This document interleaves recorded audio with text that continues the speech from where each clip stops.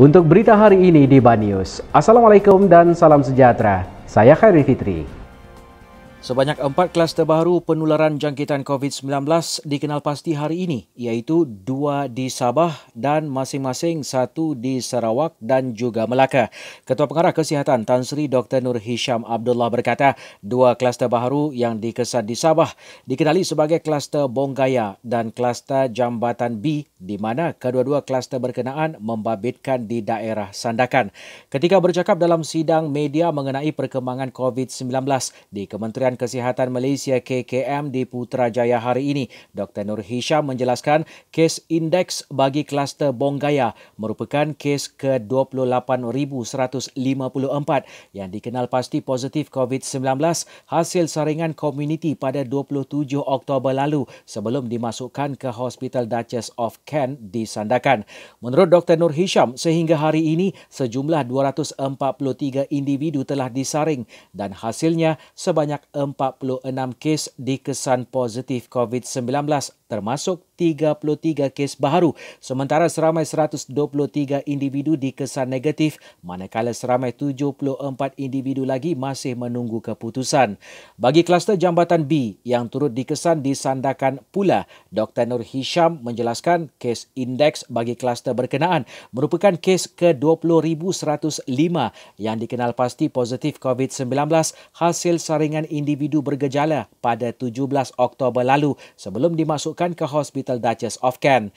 Menurutnya, sehingga hari ini sejumlah 201 individu telah disaring dan hasilnya sebanyak 53 kes dikesan positif COVID-19 termasuk 18 kes baharu, sementara seramai 118 individu dikesan negatif, manakala seramai 30 individu lagi masih menunggu keputusan.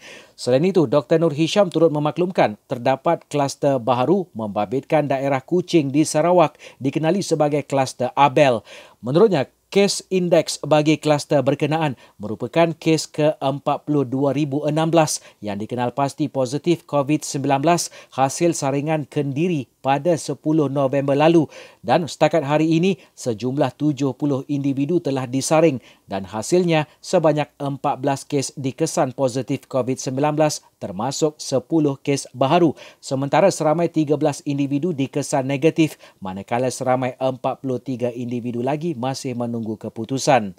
Bagi kluster baru yang dikesan di Melaka pula, Dr. Nur Hisham berkata ianya dikenali sebagai kluster BMU yang membabitkan daerah Jasin. Menurutnya, kes indeks bagi kluster berkenaan merupakan kes ke-45,077 yang dikenal pasti positif COVID-19 hasil saringan individu bergejala pada 11 November lalu sebelum dimasukkan ke Hospital Melaka.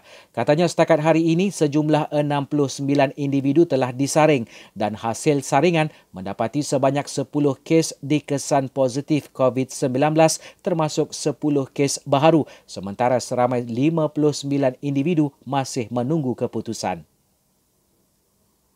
Saya Khairi Fitri di Banius. Untuk sebarang info dan berita yang berlaku di sekitar anda, kongsikan kepada kami dengan tinggalkan komen anda di bawah.